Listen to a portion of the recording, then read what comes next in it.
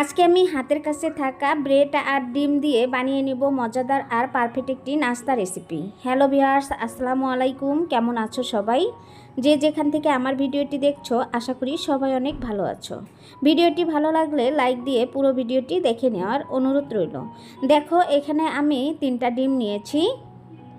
তোমরা চাইলে ডিমের পরিমাণটা বাড়িয়ে বা কমিয়ে এই নাস্তাটা পারফেক্টভাবে বানিয়ে নিতে পারো। এখন আমি একটা মিক্সিং বাটি নিয়েছি আর এক এক করে সবগুলো ডিম ভেঙে নিচ্ছি। সামান্য কিছু উপকরণ দিয়ে এরকম মজাদার নাস্তা রেসিপি যদি তোমরা বানাতে চাও, তাহলে আজকের ভিডিওটি তোমাদের জন্য।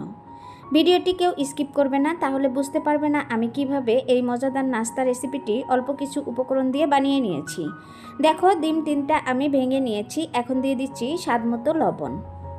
লবণ দেওয়ার পর একটা কাঁটা চামচের সাহায্যে ডিমগুলো ভালো করে ফেটিয়ে নেব। আমি সবসময় চেষ্টা করি তোমাদের মাঝে সহজ আর ইউনিক কিছু নাস্তা রেসিপি নিয়ে হাজির হওয়ার জন্য। আশা করি আমার রেসিপিগুলো তোমাদের কাছে ভালো লাগে।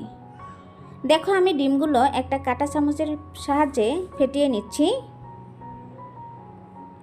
একটু সময় নিয়ে ডিমগুলো পারফেক্টভাবে ফেটিয়ে নেবে।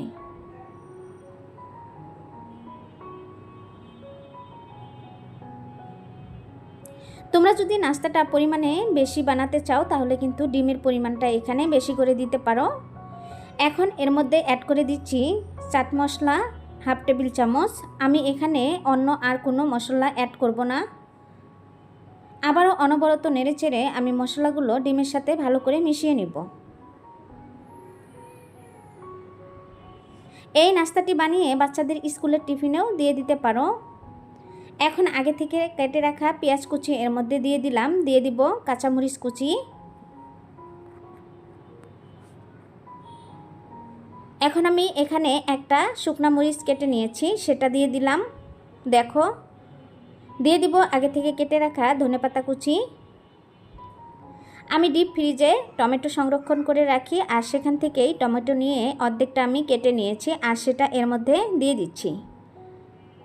আমি কিন্তু ডিপ ফ্রিজে টমেটো সংরক্ষণ করে বছর জুড়ে খাই। তোমরাও যদি এরকম করে টমেটো সংরক্ষণ করতে চাও, তাহলে আমার চ্যানেলে ভিডিও আপলোড করা আছে, সেগুলো দেখতে পারো। দেখো, অনবরত নেড়েচেড়ে কিছুক্ষণ সময় মিশিয়ে নিচ্ছি। এখানে তোমরা চাইলে আরও অন্য ধরনের সবজি অ্যাড করে দিতে পারো।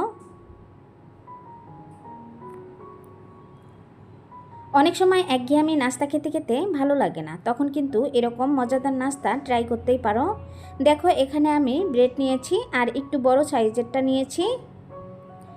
এখানে আমি 5 পিস নিয়েছি। তোমরা চাইলে পরিমাণে বাড়িয়ে অথবা কমিয়ে বানাতে পারো।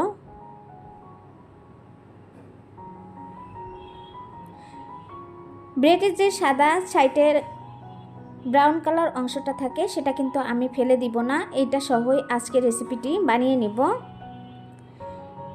এখন চলে যাব চুলায়। চুলায় একটা প্যান বসিয়ে পরিমাণ মতো তেল দিয়ে নিয়েছি। এখন তেলগুলো ভালো করে ছড়িয়ে দিব। চুলার আঁচটা মিডিয়াম রেখে আমি যে ব্রেডগুলো নিয়েছি সেগুলো ভেজে নেব। তোমরা চাইলে এখানে তেলের পরিবর্তে ঘি দিয়েও কিন্তু ভেজে নিতে পারো। ঘি দিলে সুন্দর একটা ফ্লেভার আসে আর খেতে কিন্তু আরও বেশি মজা হয়। আমার হাতের কাছে ঘি ছিল না, সেজন্য আমি ঘি নিইনি। চাইলে কিন্তু এখানে বাটারও দিয়ে নিতে পারো। আমি সাদা তেল দিয়েই ভেজে নিচ্ছি। উল্টিয়ে পাল্টিয়ে ব্রাউন কালার করে আমি পাউরুটিগুলো ভেজে নিচ্ছি।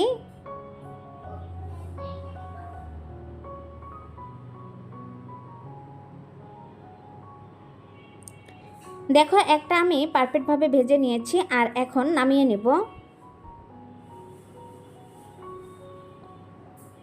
একইভাবে আমি আরেকটা পাউরুটি দেখো তেলের মধ্যে ভেজে নিচ্ছি। যারা আমার চ্যানেলে নতুন ভিজিট করেছো, ভালোবেসে চ্যানেলটি সাবস্ক্রাইব করে দিয়ে পাশে থাকা বেল আইকনটি অন করে রেখে দিবে। আমি যে কোনো সময় ভিডিও আপলোড করার সাথে সাথে তোমাদের কাছে নোটিফিকেশন পৌঁছে যাবে। সময় সুযোগ বুঝে আমার এই সহজ রেসিপিগুলো দেখে নিতে পারবে। আর যারা অলরেডি সাবস্ক্রাইব করে দিয়েছো, তাদেরকে অসংখ্য অসংখ্য ধন্যবাদ।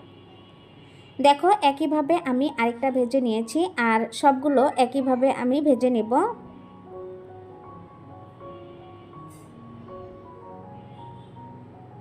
এই যে দেখো বন্ধুরা, আমি সবগুলো ভেজে একটা প্লেটে নামিয়ে নিয়েছি। মাশাআল্লাহ সবগুলোই কিন্তু পারফেক্টভাবে ভেজে নেওয়া হয়েছে। এখন আমি যে ডিমটার মিশ্রণ তৈরি করে নিয়েছিলাম সেটা এই যে দেখো টপারে তেল দিয়ে ভেজে নিচ্ছি।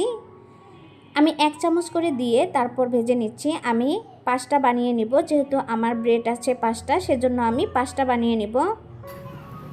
এক পাশে হয়ে গিয়েছে, উল্টিয়ে দিব আর উল্টিয়ে পাল্টিয়ে ক্রিস্পি করে ভেজে নিব। এরকম নাস্তা যদি তোমরা কেউ কখনো না খেয়ে থাকো তাহলে অবশ্যই একদিন বাসায় ট্রাই করবে, দেখবে ছোট বড় সবাই ভীষণ পছন্দ করবে। আর অল্প সময়ে কিন্তু ঝটপট করে বানিয়ে নেওয়া যায় এরকম মজাদার নাস্তা রেসিপি। একঘেয়েমি নাস্তা খেতে খেতে কিন্তু অনেক সময় ভালো লাগে না, তাই অনেক সময় বিভিন্ন ধরনের নাস্তা বানিয়ে ট্রাই করতে হয়। এতে করে কিন্তু বাচ্চারাও ভীষণ পছন্দ করে আর মজা করে খেয়ে নেয়। এই নাস্তাটা কিন্তু বাচ্চাদের স্কুলের টিফিনের জন্য পারফেক্ট একটি নাস্তা রেসিপি।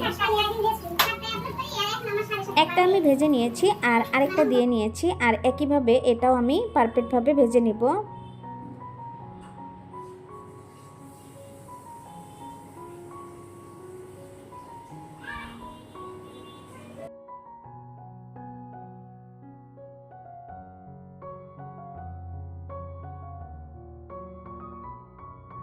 দেখো আমি এই নাস্তাটাও পারফেক্টভাবে ভেজে নিয়েছি আর এখন তুলে নিব।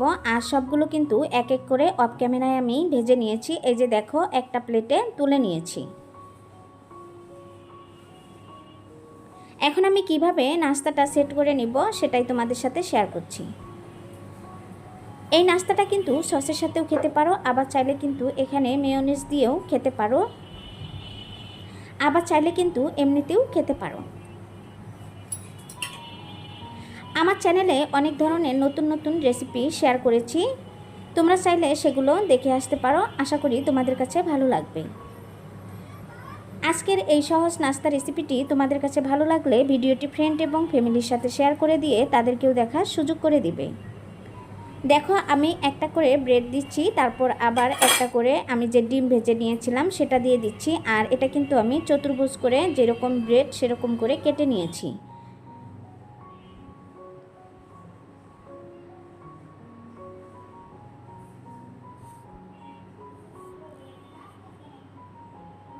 আমরা তো ব্রেড অনেকভাবে অনেকেই নাস্তা বানিয়ে থাকি, তবে এভাবে যদি কেউ না বানিয়ে থাকো তাহলে অবশ্যই একদিন বাসায় ট্রাই করবে, আর কেমন হয় সেটা আমাকে কমেন্টের মাধ্যমে জানাতে ভুলবে না। দেখো এই যে পারফেক্টভাবে আমি সাজিয়ে নিয়েছি, আর কতটা সুন্দর আর কতটা পারফেক্ট হয়েছে সেটা তো তোমরা দেখেই বুঝতে পারছো। এটা কিন্তু তোমরা কাঁটা চামচের সাহায্যে কেটে খেতে পারো, আবার চাইলে কিন্তু এক পিস করে নিয়েও খেতে পারো, তোমাদের ইচ্ছা মতো। আজকের রেসিপিটি তোমাদের কাছে কেমন লেগেছে? আশা করি ভালো লেগেছে। ভালো লাগলে অবশ্যই কমেন্টের মাধ্যমে জানিয়ে যাবে। আজ এ পর্যন্ত, আবারও কথা হবে অন্য কোনো ভিডিওতে। এ পর্যন্ত ভালো থাকবে, সুস্থ থাকবে। আল্লাহ হাফেজ।